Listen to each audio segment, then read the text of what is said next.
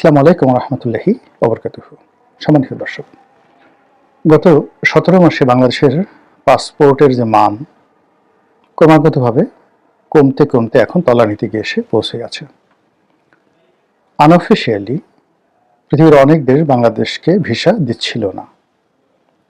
Europe, আমেরিকার কথা না হয় বাদই দিলাম, ভারত সরকারিভাবে বাংলাদেশের ভিসা প্রত্যাশীদের দরখাস্ত বন্ধ রেখেছিল বহুদিন। এখন কন্ডিশনালি কিছু কিছু ক্ষেত্রে ভিসা দিচ্ছে। আর Singapore, Malaysia, Thailand, Laos, Cambodia, Vietnam এ সকল দেশে আমরা ব্যবসা বাণিজ্যের উদ্দেশ্যে যেভাবে অহরহ যাতায়াত করছিলাম, সেই দেশগুলো ক্ষেত্র বিশেষে 1 মাস, 2 মাস, 3 মাস পর্যন্ত ভিসার দরখাস্ত তারা পেন্ডিং রেখেছে।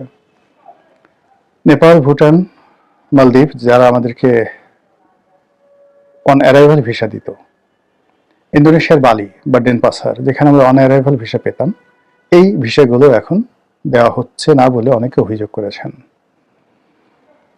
এর ফলে কি হলো, ডক্টর মোহাম্মদ ইউনূস সরকারের আন্তর্জাতিক অঙ্গনে যে সুনাম রয়েছে, সুখ্যাতি রয়েছে, এবং তারা ক্ষমতায় থাকলে বা আসলে সারা পৃথিবীর দরজা আমাদের জন্য খুলে যাবে, এরকম যে আশাবাদ ব্যক্ত করা হয়েছিল শুরুর দিকে, সেটা এখন বুমেরাং হয়ে পড়েছে। এর কারণ হলো এখন পৃথিবীর কোনো দেশই সহজে বাংলাদেশকে ভিসা দিতে চাচ্ছে না।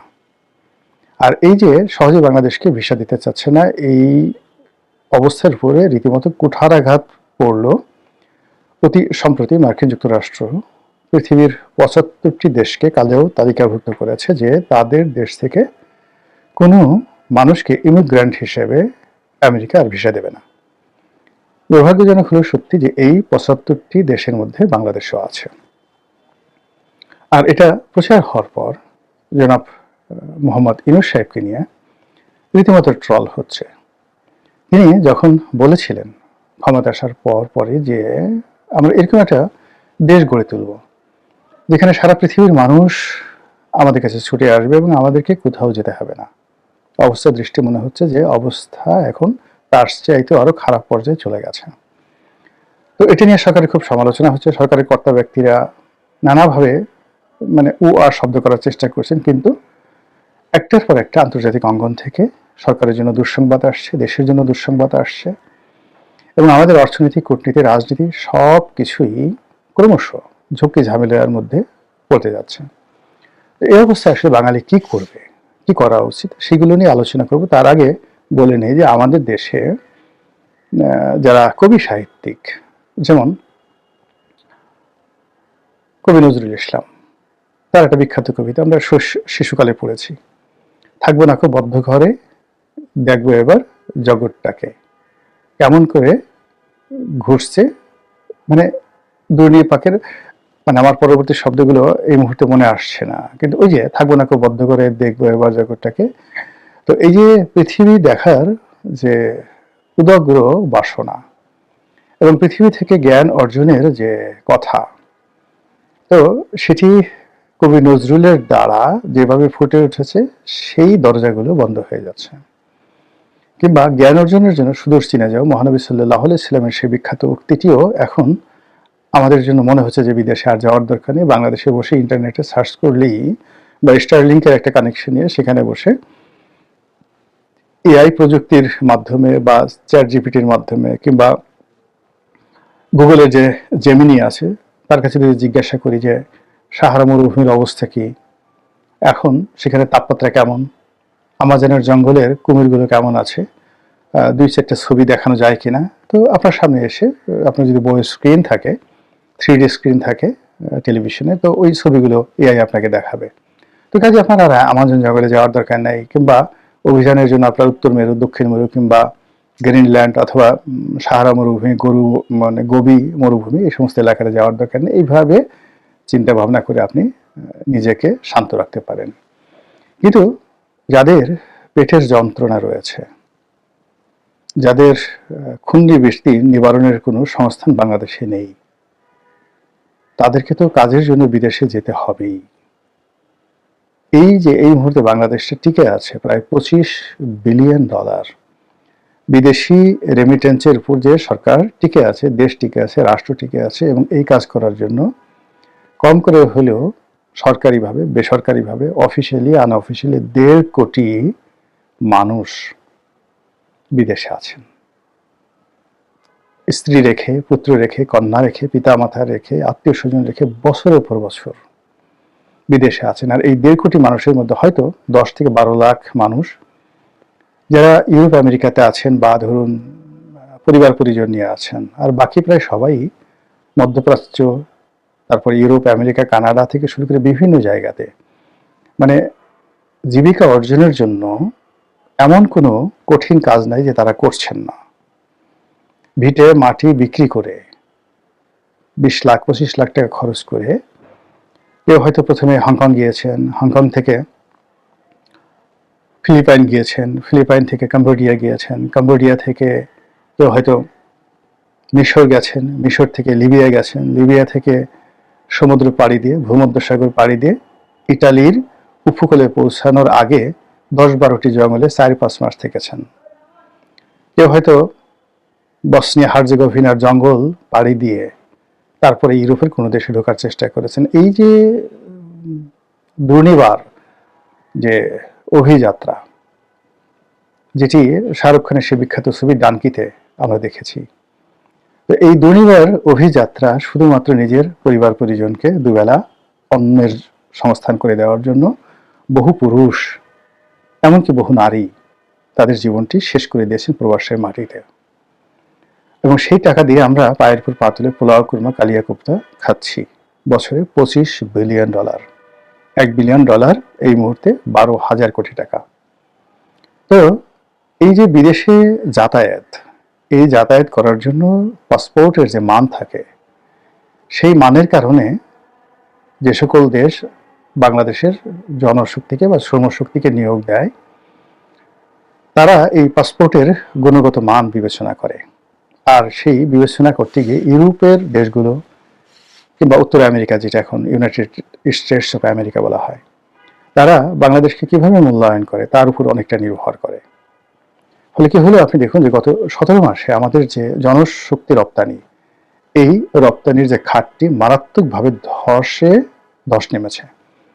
এমনকি ডক্টর মোহাম্মদ ইউনূস যে জনশক্তি রপ্তানি করার জন্য, মালয়েশিয়াতে রপ্তানি করার জন্য তিনি যে একটি রিক্রুটিং এজেন্সি লাইসেন্স নিলেন, ম্যান পাওয়ার লাইসেন্স নিলেন, তার একটা আশা ছিল যে মালয়েশিয়ার প্রধানমন্ত্রী ডক্টর আনোয়ার ইব্রাহিম তার খুব ঘনিষ্ঠ বন্ধু, তো কাজেই তিনি মালয়েশিয়াতে যদি ১ লাখ লোক পাঠাতে পারেন, ৫ লাখ লোক পাঠাতে পারেন, তো এক একজন যদি মাথা পিছু করে ১ লাখ টাকা তার লাভ থাকে, তাহলে ১ লাখ ইন্টু ১ লাখ কত হাজার কোটি টাকা হয়। এত বড় স্বপ্ন নিয়ে তিনি যে ম্যান পাওয়ার লাইসেন্স করলেন, সেটা এখন পর্যন্ত তিনি একজন লোক মালয়েশিয়াতে পাঠাতে পেরেছেন এরকম কোনো খবর আমার জানা নেই। তার ধারণা ছিল যে তিনি এই ম্যান পাওয়ার লাইসেন্স দিয়ে কেবলমাত্র যাদের সঙ্গে তার খুব ভালো সম্পর্ক রয়েছে সে সকল দেশে শ্রমশক্তি রপ্তানি করে তিনি বিশাল অঙ্কের, মানে ১০০টা গ্রামীণ ফোন প্রতিষ্ঠা করতে যে টাকা লাগে সেই টাকা তিনি ম্যান পাওয়ার থেকে অর্জন করতে পারবেন। এবং এখানে এতটা কাঁচা টাকা যে সাবেক আওয়ামী লীগ সরকারের শেষ জমানার শেষ দিকে যে সিন্ডিকেটটি মালয়েশিয়ার যে শ্রমবাজার দখল করার জন্য একটি সিন্ডিকেট মাত্র ২ মাসের মধ্যে ৩০ থেকে ৩৫ হাজার কোটি টাকা লোপাট করে ফেলেছে। বোঝার চেষ্টা করুন, ৩০ থেকে ৩৫ হাজার কোটি টাকা। তো এই যদি হয় একটা সিন্ডিকেটের, তো সেক্ষেত্রে এই শ্রমশক্তি থেকে কত কিছু করা যেতে পারে। এই লোভ থেকে, লালসা থেকে, কামনা থেকে, বাসনা থেকে যারা এই নতুন নতুন রিক্রুটিং এজেন্সি লাইসেন্স করেছেন গত ১৭ মাসে, তাদের কপাল পুড়েছে। আমাদের সৌদি আরব, আমাদের সংযুক্ত আরব আমিরাত, কুয়েত, মালয়েশিয়া, যেখানে ফ্রিকুয়েন্টলি প্রচুর লোক যায় এবং আসে, প্রায় সবগুলো রিক্রুটিং এজেন্ট আদম ব্যাপারী বা ম্যান পাওয়ার ব্যবসায়ী পথে বসেছে। এবার আসি অন্য ব্যবসার কথা। এই যে আমরা যে গার্মেন্টস এক্সপোর্ট করি বা আমরা বিদেশ থেকে যে কম মূল্যে বিভিন্ন সামগ্রী ইম্পোর্ট করি, যেমন ধরুন আমাদের এক্সপোর্ট যদি হয় $40 বিলিয়ন, ইম্পোর্ট হয় $80 billion, not less than double, মানে ইম্পোর্টের এক্সপোর্টের ডবল হলো ইম্পোর্ট। তো এই ইম্পোর্টের বাণিজ্য করার জন্য প্রাইভেট সেক্টরে প্রচুর ট্রাভেল করে মানুষ, বিশ্বের বিভিন্ন দেশে যায়। এবং আমাদের যে ইম্পোর্ট জেনারেল ম্যানিফেস্ট করা হয়, আইজিএম করা হয়, বা বন্দর রয়েছে চট্টগ্রাম বন্দর, কিংবা আমাদের যে আমদানি রপ্তানি যে অধিদপ্তর রয়েছে, কন্ট্রোলার অফিস, আমদানি বাণিজ্যের কন্ট্রোলার অফিস, সেখানে গেলে আপনি যে তথ্যগুলো দেখবেন যে পৃথিবীর এমন কোনো দেশ নাই যেখান থেকে আমরা আমদানি না করি।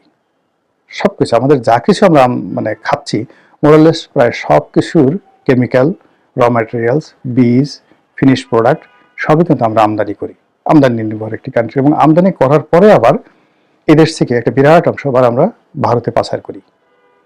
কিছু জিনিস আবার রিএক্সপোর্ট হয়, পুনরায় আবার রিএক্সপোর্ট হয়। ফলে এই যে বিশাল আমদানি বাণিজ্য, তার জন্য আমাদেরকে কিন্তু বিশ্বের অনেক দেশে যেতে হয়। তো এই যে যাওয়ার জন্য বাঙালির যে আইডেন্টিটি, সেটা হল তার পাসপোর্টের মান।